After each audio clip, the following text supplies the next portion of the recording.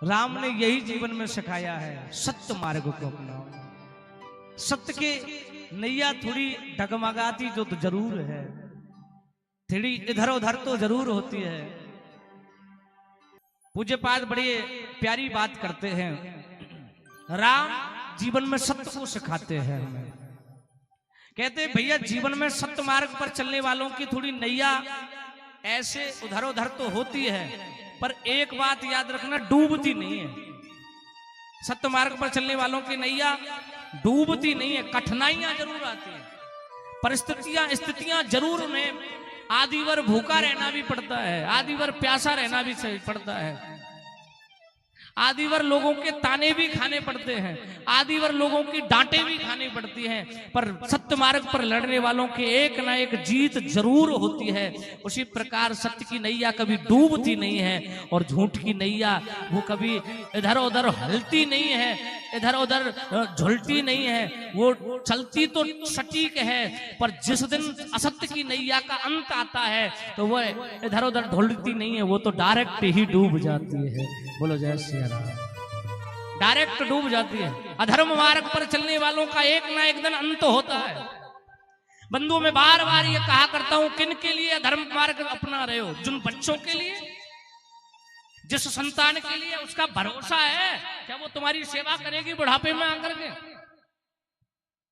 क्या तुम पूरे कॉन्फिडेंस के साथ कह सकते हो क्या हाँ मेरी संतान मेरी बुढ़ापे में जाकर के मेरी सेवा करोगे? जिसके लिए अधर्म मार्ग को अपनाया, सारे पापों को स्वीकार करा। अरे रत्नाकर डाकू जो वाल्मीकि भय, जब उन्हें पूछा गया क्या तुम्हारे पाप में तुम्हारी संतान स्वीकार करेगी पाप को, तो संतान ने मना कर दिया, हम तुम्हारे पुण्य को स्वीकार करेंगे, ना कि तुम्हारे अधर्म को स्वीकार करेंगे।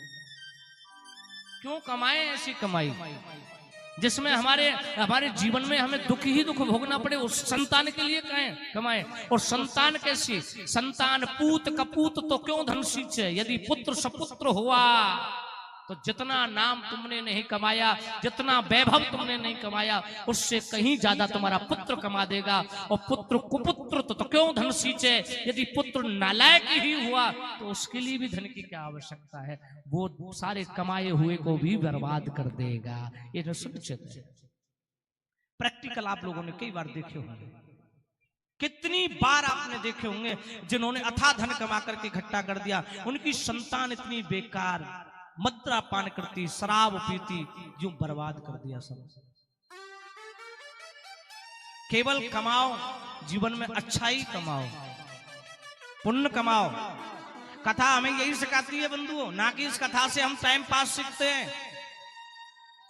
ये समय पास करने वाली चीज नहीं है। समय पास करना है तो कहीं और ही कर लेना।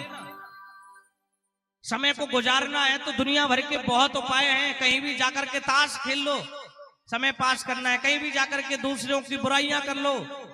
यहां तो केवल भगवत प्राप्ति ही हो सकती है, भगवत प्राप्ति का मार्ग प्राप्त हो सकता है। यहां आपको और कुछ नहीं मिलेगा। यहां आपको ज्ञानता की प्राप्ति हो सकती है, कैसे जीवन को जीना चाहिए, कैसे जीवन की राह पर चलना चाहिए। प्रेम से बोलेंगे जय श्री राम।